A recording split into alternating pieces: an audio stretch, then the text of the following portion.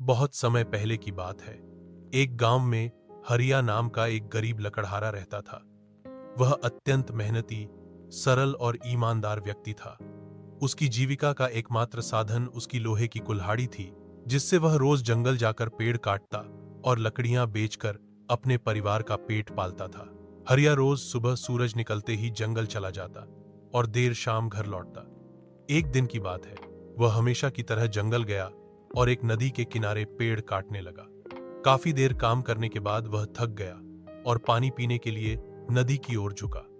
तभी अचानक उसके हाथ से कुल्हाड़ी फिसल गई और नदी में जा गिरी। नदी बहुत गहरी थी और बहाव तेज था, इसीलिए वह कुल्हाड़ी को निकाल नहीं सका। हरिया बहुत परेशान हो गया। वह नदी के किनारे बैठकर रोने लगा और बोला, हे भगवान, अब मैं क्या करूं? यही मेरी रोजी रोटी का साधन था। अब मेरा परिवार भूखा मर जाएगा।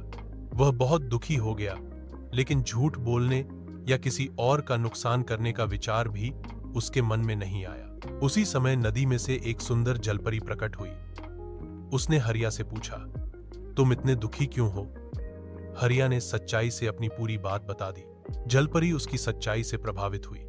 उसने कहा, मैं तुम्हारी मदद करूंगी।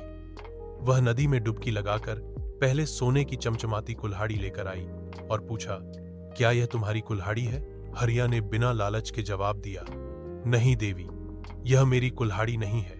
फिर जलपरी चांदी की कुल्हाड़ी लेकर आई और वही प्रश्न दोहराया। हरिया ने फिर मना कर दिया। अंत में जलपरी ने एक पुरानी लोहे की कुल्हाड़ी निकाली। हरिया की आंखों में चमक आ गई।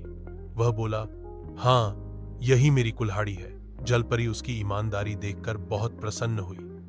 उसने कहा, तुमने लालच न करके सच्चाई का साथ दिया। मैं तुम्हारी ईमानदारी से बहुत प्रभावित हूं, इसीलिए मैं तुम्हें इनाम स्वरूप ये तीनों कुल्हाड़ियां सोने, चांदी और तुम्हारी असली कुल्हाड़ी तीनों देती हूं। हरिया ने नम्रता से धन्यवाद दिया और खुशी खुशी अपने गांव लौट गया। जब गांव वालों को उसकी कहानी पता चली, तो सभी ने उसकी ईमानदारी की सराहना की और उससे सीख ली।